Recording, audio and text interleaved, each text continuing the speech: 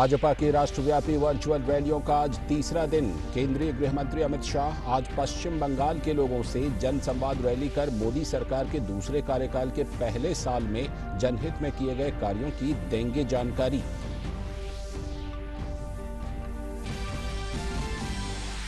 राज्यसभा चुनावों के लिए नामांकन दाखिल करने का आज आखिरी दिन। राज्यसभा की 24 सीटों के लिए 19 जून को होना है चुनाव। चालू वित्तीय वर्ष 2020-21 में मनरेगा के तहत अब तक का सबसे ज्यादा 1,01,500 करोड़ रुपए का किया गया आवंटन। इस वित्तीय वर्ष में अब तक 6.69 करोड़ लोगों को मिला काम। आजीविका के लिए जल संरक्षण और सिंचाई, वृक्षारोपण, बागवानी से संबंधित कार्यों में लोगों को काम देने पर जोर। उपराज्यपाल ने केजरीवाल सरकार द्वारा दिल्ली सरकार के अस्पतालों को दिल्ली निवासियों के लिए ही रिजर्व करने वाले फैसले को पलटा। संबंधित विभागों को दिए सभी का इलाज सुनिश्चित करने के निर्देश। एसिम्प्टोमेटिक और हाई रिस्क वाले मामलों की भी आईसीएमआर के दिशा निर्देशों के तहत जांच करने के लिए दिए निर्देश। भारत में कोविड-19 के 1,29,214 मरीज हुए स्वस्थ। 7,466 लोगों की कोरोना से हुई मौत। 1,29,917 सक्रिय मामले। और विश्व स्वास्थ्य संगठन ने कहा, दुनिया भर में कोरोना संक्रमण की स्थिति बेहद भयावह। देशों से की संक्रमण को काबू में करने के लिए प्रयास जारी रखने की अपील। दुनिया भर में 71 लाख से भी ज्यादा लोग कोरोना से संक्रमित। मरने वालों की संख्या 4 लाख के पार। नमस्कार, हिंदी समाचारों के इस बुलेटिन में आप सभी का स्वागत है। आप देख रहे हैं डीडी न्यूज। मैं हूं लाल चंद्र सिंह। देखते हैं खबरों को विस्तार से। भाजपा की राष्ट्रव्यापी वर्चुअल रैलियों का आज तीसरा दिन है। केंद्रीय गृह मंत्री अमित शाह वर्चुअल रैली के जरिए आज पश्चिम बंगाल की जनता को संबोधित करेंगे। उन्होंने कल ओडिशा जनसंवाद वर्चुअल रैली के जरिए संवाद किया था। उन्होंने कहा कि भाजपा की राजनीति सिर्फ सत्ता के लिए नहीं, बल्कि लोगों से संवाद कायम करने, उनकी परेशानियां जानने और उसे सरकार तक पहुंचाने की है।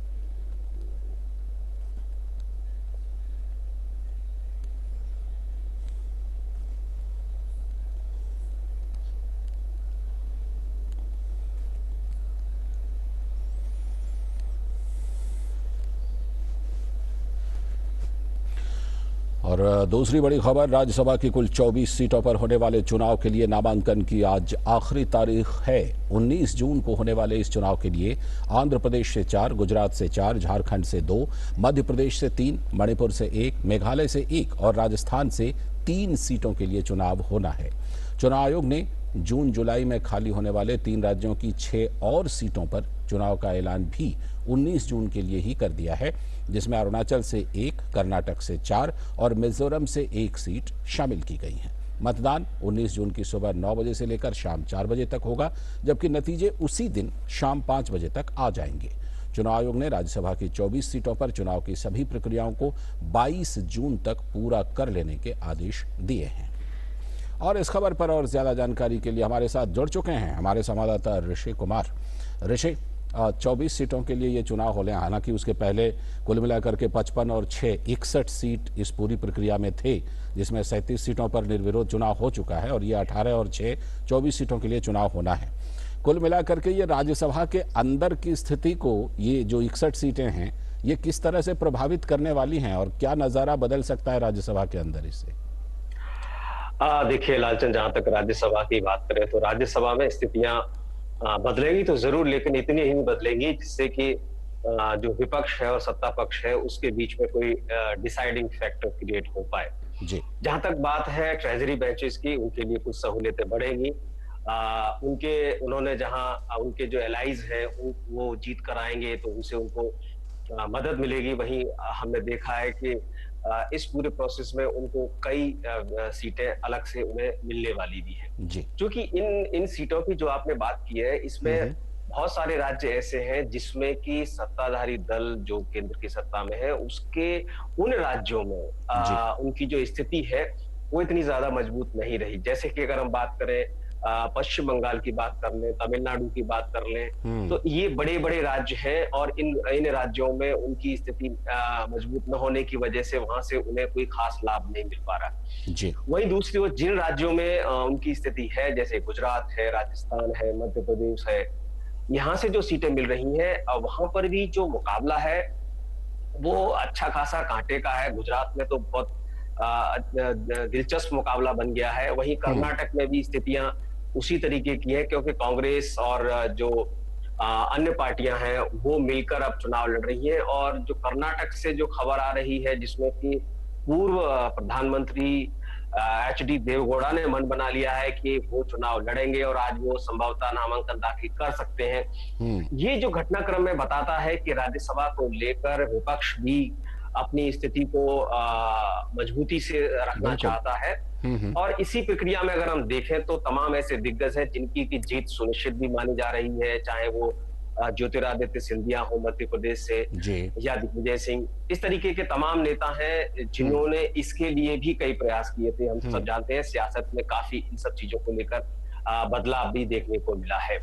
तो ये जो परिस्थितियां हैं, इन परिस्थितियों में हम ये कह सकते हैं कि ये जो चुनाव है बेहद दिलचस्प है और इन चुनावों में जो जीतेगा वो संख्या बल को तो बढ़ाएगा ही बढ़ाएगा, लेकिन राज्यसभा में जिस तरीके से दिग्गज पहुंचेंगे, नामचीनी लोग, कुछ लोग दोबारा चुनकर आ रहे हैं, कई बार चुन के जो जा चुके हैं, कुछ नए चेहरे भी ऐसे होंगे जैसे कि अगर हम बात करें कांग्रेस की पुरानी नेता प्रियंका चतुर्वेदी है जो कि टीवी पर अक्सर छाई रहती थी, अब वो राज्यसभा में पहुंच जाएंगे। तो ये जो परिस्थितियां बनेगी राज्यसभा में, अगर एचडी देवगौड़ा जीत कर जाते हैं या ज्योतिरादित्य सिंधिया वहां जाते हैं जो पहले कांग्रेस में थे, तो ये जो परिस्थितियां बनेंगी वो राज्यसभा के लिए, राज्यसभा की डिबेट्स के लिए, राज्यसभा की वोटिंग के लिए बेहद दिलचस्प होगी और राज्यसभा मुझे लगता है एक बार फिर से खबरों में बनी रहेगी। बिल्कुल।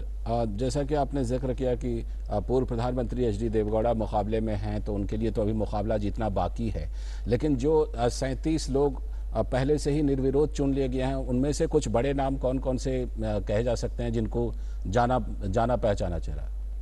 देखिए, जहां तक इन बड़े नामों की बात करें तो इसमें तमाम ऐसे दिग्गज हैं जो पहले से ही राज्यसभा में थे और फिर से वो चुनकर आए, जिसमें कि हम बात करें शरद पवार की, वो राज्यसभा में थे, रामदास अठावले हैं, राज्यसभा के जो उपसभापति है हरिवंश जी, वो भी एक बार फिर से चुनकर आए।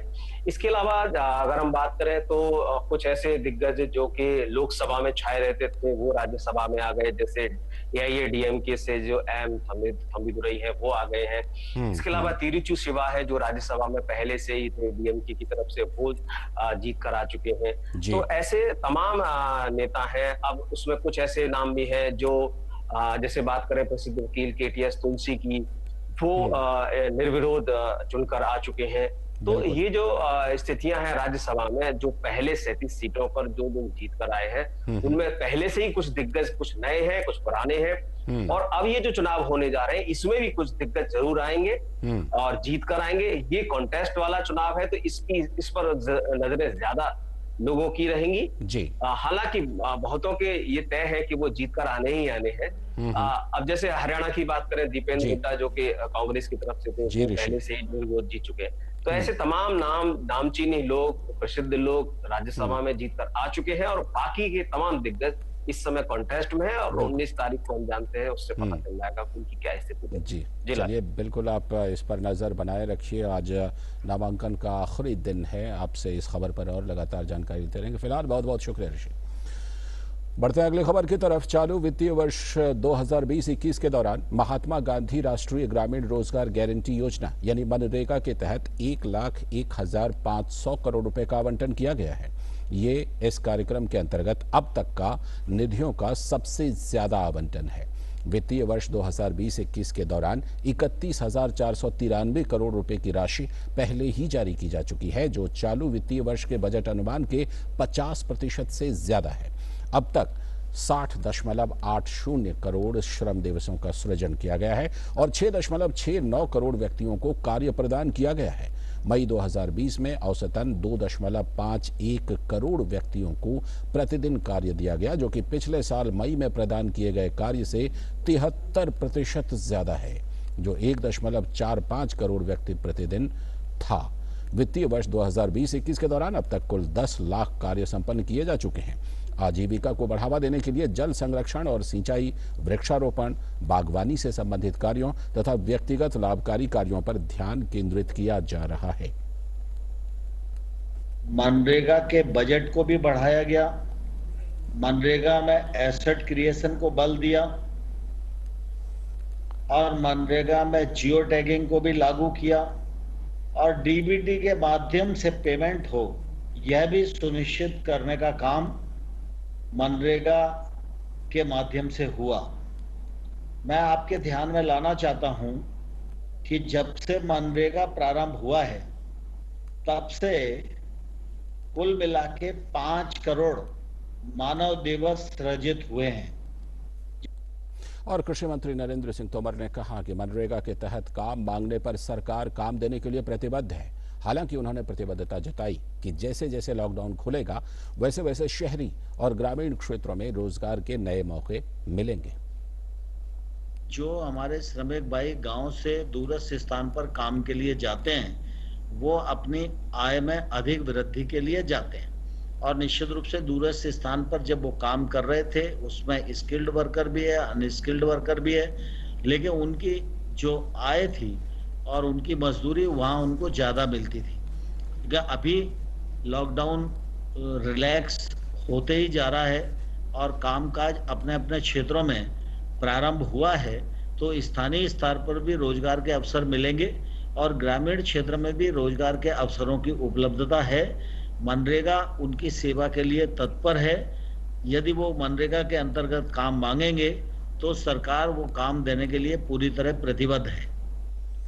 और केंद्रीय मंत्री नरेंद्र सिंह तोमर ने कहा कि कांग्रेस को मनरेगा की सफलता पर द्वेष की भावना नहीं रखनी चाहिए। डीडी न्यूज से खास बातचीत करते हुए उन्होंने कहा कि मनरेगा में कांग्रेस के समय भ्रष्टाचार था जो अब नहीं है।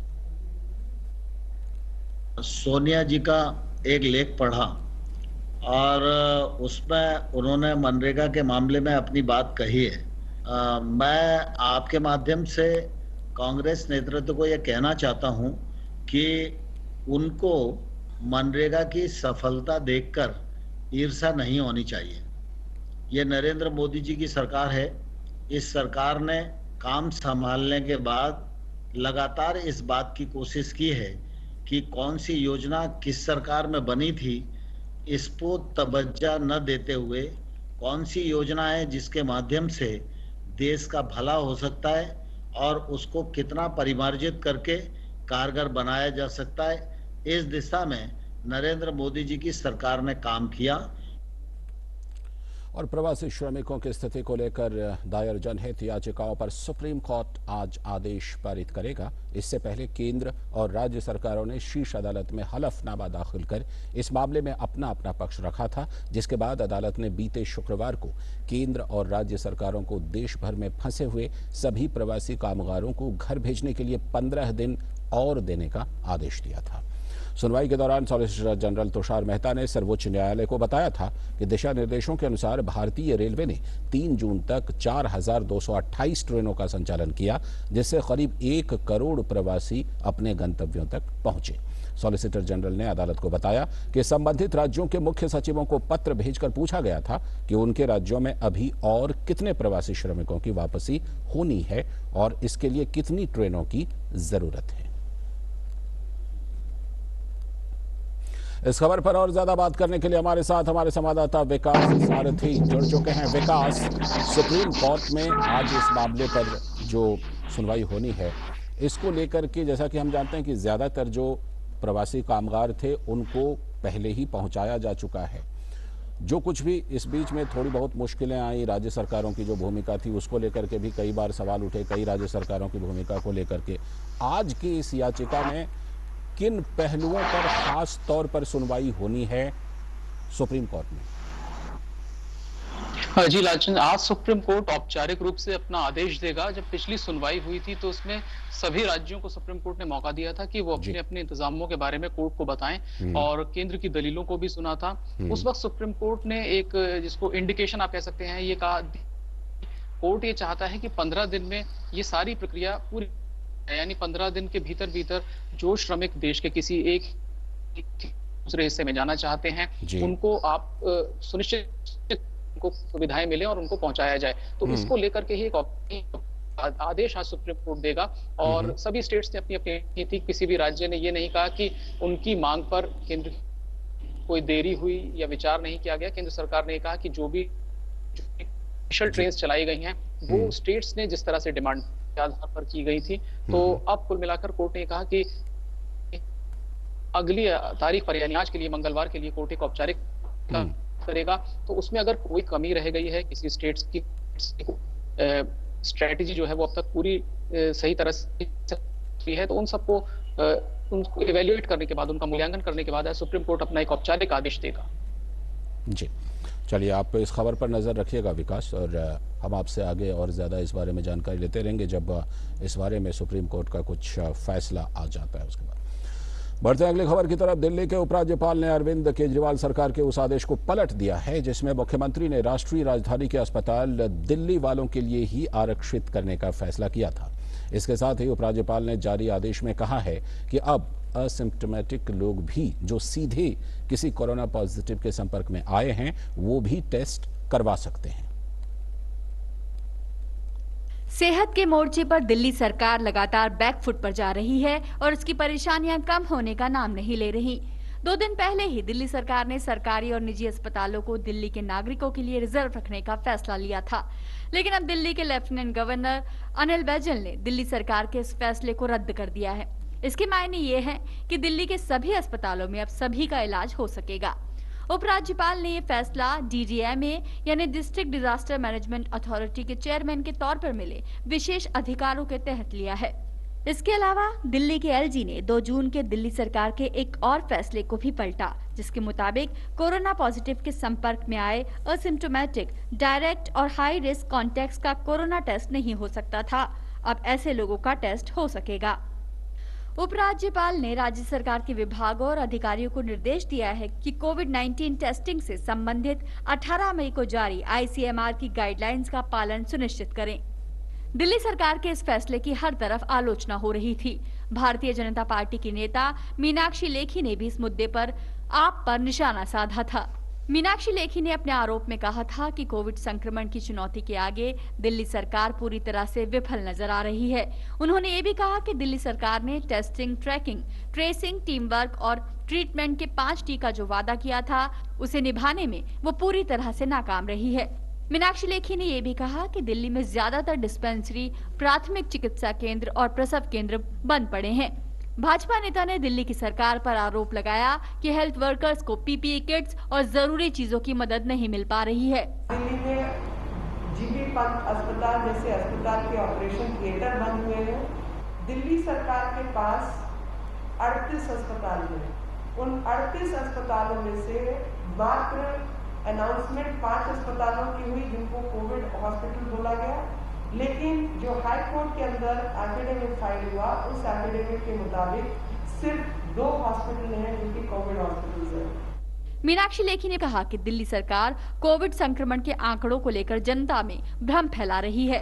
If Delhi government cannot produce an app and cannot even connect people in the most urban areas, then imagine what is the condition of technology. इस बीच कोविड संक्रमण की रोकथाम को लेकर दी जा रही सुविधाओं के संबंध में दिल्ली हाई कोर्ट में कई जनहित याचिकाएं दायर की गई हैं। एक ऐसी ही याचिका में आप सरकार के उस फैसले को असंवैधानिक और अमानवीय बताया गया जिसमें दिल्ली सरकार ने कहा था कि दिल्ली के सरकारी और निजी अस्पताल केवल दिल्ली के नागरिकों का ही इलाज करेंगे। एक अन्य याचिका में दिल्ली हाई कोर्ट ने सरकार से जवाब तलब किया है जिसमें सरकार से असिम्प्टोमेटिक और सिम्प्टोमेटिक कोविड-19 मरीजों को निजी अस्पतालों में इलाज से मना न करने के निर्देश पर स्थिति साफ करने के बारे में पूछा गया है। याचिका में इस बारे में भी स्पष्ट निर्देश देने की बात कही गई है जिसमें आपातकालीन मरीजों को भर्ती कराने से पहले उनका कोरोना टेस्ट कराना जरूरी है। ऐसी ही 2 याचिकाओं में दिल्ली हाई कोर्ट ने दिल्ली सरकार और ICMR से जवाब मांगा है। इसमें स्वास्थ्य विभाग के उस फैसले को चुनौती दी गई है जिसमें असिम्प्टोमेटिक या प्री सिम्प्टोमेटिक मरीजों की टेस्टिंग नहीं करने की बात कही गई है। इस मामले की सुनवाई 22 जून को होगी। साफ नजर आ रहा है कि सेहत के मोर्चे पर दिल्ली सरकार की मुश्किल फिलहाल कम होती नजर नहीं आ रही। अपने फैसलों पर असमंजस से दिल्ली सरकार आम जनता की मुश्किलें भी बढ़ा रही है। News night desk, DD news. और इस बीच कोविड के ताज़ा आंकड़ों पर अगर नजर डालें तो देश में कोरोना के सक्रिय मामले 1,29,917 हो गए हैं। राहत की बात है कि 1,29,214 लोग कोविड-19 को हराकर ठीक हो चुके हैं, लेकिन कोरोना के कारण 7,466 लोगों को अपनी जान गंवानी पड़ी है। उधर अनलॉक 1 में केंद्र सरकार की ओर से मिली छूट के बाद केरल में भी सभी धार्मिक स्थल आज से लोगों के लिए खोल दिए गए हैं। राज्य सरकार द्वारा धार्मिक स्थलों को फिर से खोलने के बाद भक्त वामन मूर्ति मंदिर, तिरुवनंतपुरम के श्रीकांतेश्वरम शिव मंदिर में पूजा करने के लिए पहुंचे। मंदिर में भक्तों की ज्यादा भीड़ ना हो और साथ ही सोशल डिस्टेंसिंग का भी पालन हो, इसके लिए प्रशासन प्रतिबद्ध है। साथ ही केंद्र सरकार के दिशा निर्देश के अनुसार राज्य में सिनेमा हॉल, मॉल और रेस्टोरेंट भी आज से खुल गए हैं। साथ ही राज्य में लोगों से मास्क लगाने और सोशल डिस्टेंसिंग का पालन करने का आग्रह भी किया जा रहा है।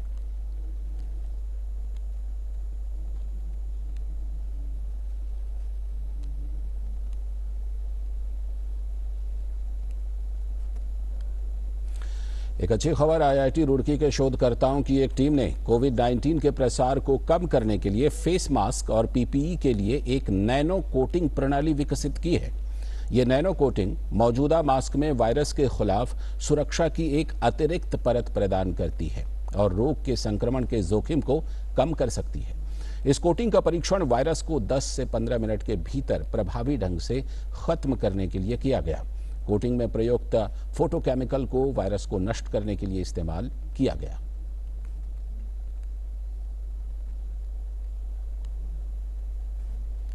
और इस पर केंद्रीय मानव संसाधन विकास मंत्री डॉक्टर रमेश पोखरियाल निशंक ने इस नई खोज की सराहना करते हुए कहा कि ये हमारे कोरोना योद्धाओं के लिए मददगार होगा। उन्होंने जैव प्रौद्योगिकी विभाग के प्रोफेसर नवीन नबानी के नेतृत्व में काम करने वाली टीम को बधाई दी।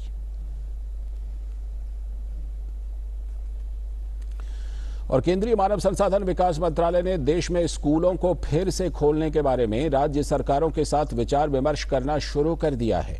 राज्यों से बातचीत के दौरान छात्रों की स्वास्थ्य और सुरक्षा, स्कूलों में स्वच्छता उपायों और ऑनलाइन एवं डिजिटल शिक्षा के संबंध में भी चर्चा की गई। इस संबंध में मानव संसाधन विकास मंत्री रमेश पोखरियाल निशंक ने ट्वीट कर कहा कि स्कूली शिक्षा से संबंधित मुद्दों पर राज्य सरकारों से बहुमूल्य सुझाव मिले। सरकार की प्राथमिकता छात्रों और शिक्षकों की सुरक्षा रही है।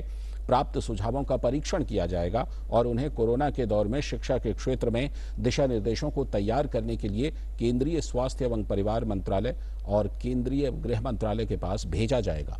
कोरोना महामारी के कारण देश भर के स्कूल और कॉलेज 22 मार्च से बंद हैं।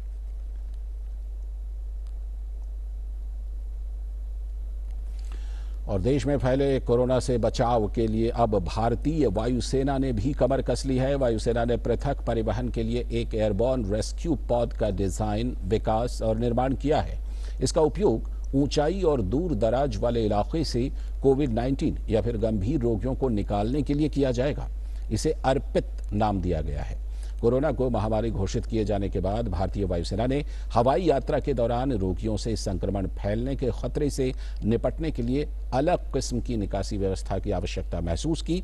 सबसे पहले प्रोटोटाइप विकसित किया गया, फिर प्रधानमंत्री के आत्मनिर्भर भारत के मद्देनजर इसमें केवल स्वदेशी सामग्री का ही उपयोग किया गया। उपकरण पॉड को विकसित करने में सिर्फ 60,000 रुपए की लागत आई है, जबकि इस प्रकार का उपकरण विदेशों से मंगाने पर 60 लाख रुपए तक की लागत आती है।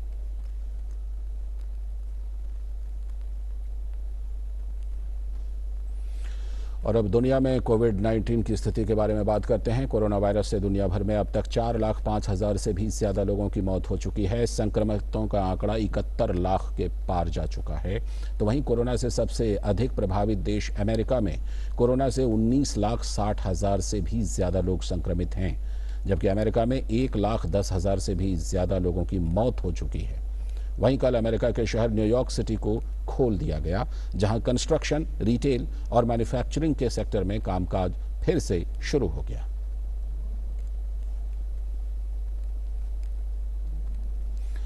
और रूस में मॉस्को के मेयर सर्गेई सोबाइनिन ने कहा कि राजधानी से जून में सभी तरह के प्रतिबंध हटा लिए जाएंगे, जिसमें ब्यूटी सैलून, वेटनरी क्लिनिक खोले जाएंगे, जबकि म्यूजियम 16 जून से और जिम और रेस्टोरेंट 23 जून से खुलेंगे। रूस ने पढ़ाई, काम और इलाज के लिए विदेश जाने वालों को इजाज़त दे दी है। रूस में कोरोना वायरस से मृतकों की कुल संख्या 5,963 हो चुकी है। संक्रमण के कुल मामले 4,76,000 से भी ज्यादा हैं वहां।